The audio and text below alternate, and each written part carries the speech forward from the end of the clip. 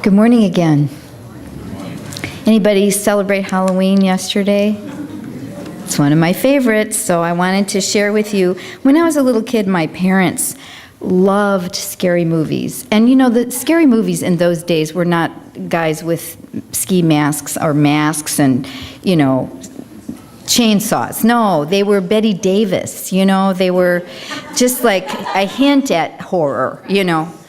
My mother said to make sure you say horror when you're on the platform. Make sure you say the word, draw the word out. So later in my, when I grew up some, I had some things happen in my life, and I had this like huge, what do they call it, flashback of the movies of my childhood, and I did not think about Bambi and, you know, Walt Disney movies. What I thought of was Hush, Hush, Sweet Charlotte. All these horrible old movies.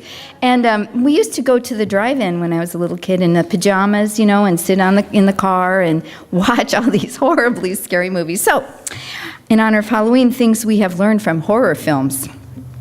When it appears that you have killed the monster, never check to see if it's really dead. It isn't. Do not search the basement, especially if the power has just gone out. When you have the benefit of a group of people, never pair off and go it alone. If you're searching for something that caused a noise and find out that it's just the cat, leave the room immediately if you value your life. If you find a town that looks deserted, it's probably for a reason. Take the hint and leave now.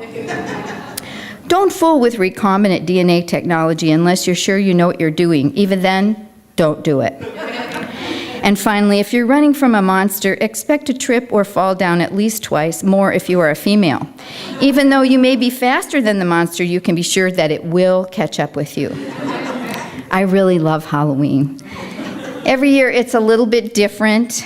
For a while I got to dress up, though I was never really good at it. You know, I never kind of got really powerful ideas like some people do, but it's really fun to see what other people come up with. You know, on Friday I went to a nursing home up in, I guess it was Gig Harbor, to see someone, and oh my goodness, all the staff were arriving in their costumes, and the parking lot was jam-packed, and the place was just so full of joy and laughter and candy, and I like that part too. So my Halloween this year focused more on the Mexican Day of the Dead, and for the third year in a row I put up a Day of the Dead altar at my workplace, and that is such a joy. I love the Mexican skeletons. I love the whole thing. It's a rich, rich tradition. And other than that, I followed like 3 11-year-old girls around last night from house to house for a couple of hours. Fortunately, it was not raining, and of course, they did not know me. I just, you know, stood in the background as they went forward, and my daughter was goth with her black lipstick. I mean, please. Anyway, we're taking that away till next year, but unlike years past, I did not snag very many candy bars because Rosie is now on to me. She knows the ones that I take, you know what I mean? I think I like Halloween because it's like the James Dean of holidays. It spits, and it can be kind of snarly, you know, and it wears a leather jacket, and it doesn't pretend it's nice. Okay, there were a couple of houses with Casper the Friendly Ghost on the windows, you know, but not very many. Most of them were creepy, and, you know, there was smoke coming out of houses and purple light. I just loved it. Embracing the shadow, I guess you could say.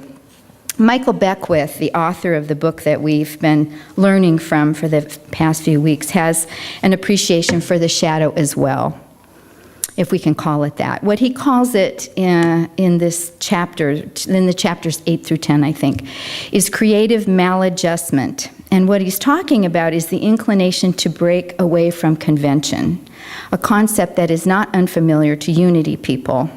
You know what I'm talking about, right? Set the rules aside and see what's really happening in front of us now, not rules about the past. Let's talk about what's relevant today. We can all relate to living in a culture that rewards us for behaving ourselves and conforming to the status quo. But friends, many of us have bigger fish to fry than that. Are you with me? Remember Jesus' statement to us that greater things than these shall you do. When greatness strikes, it usually calls us out into the light of day. It calls us to divine ideas. It calls us to make waves. It calls us to tell the truth. It calls us to take a risk. It calls us to live large.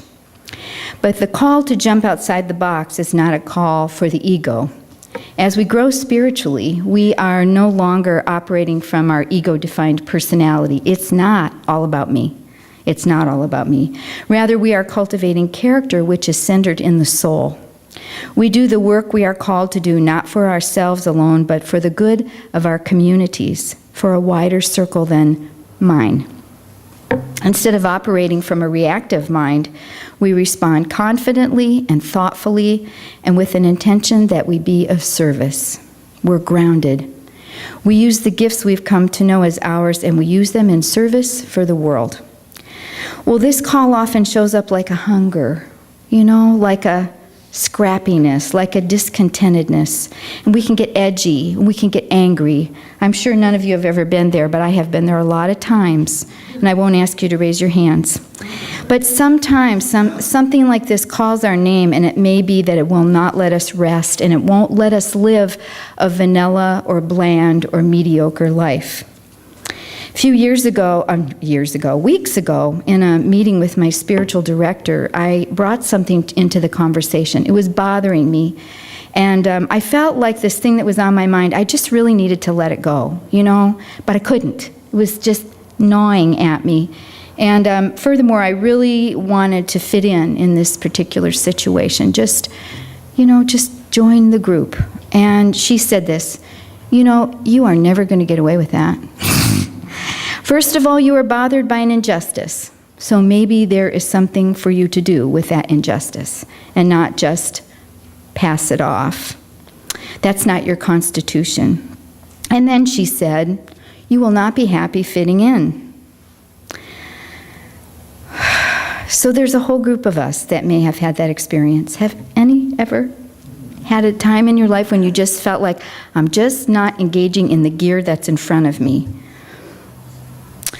Many Unity people feel like that, at least on occasion. A book was written, maybe you've seen it, in the year 2000, and I'm sorry I don't remember the author's name, but they spoke of people for whom the earth is important, for whom spirituality is important, that peace and fairness are important, and the title or the name that they gave this group of people was Cultural Creatives. Non-traditional, at times restless, and that's some of us.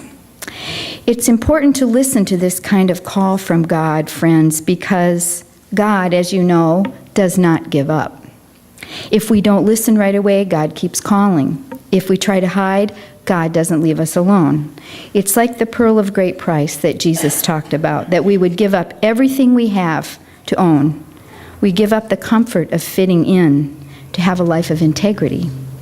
Besides, living in integrity really is heaven. It is heaven.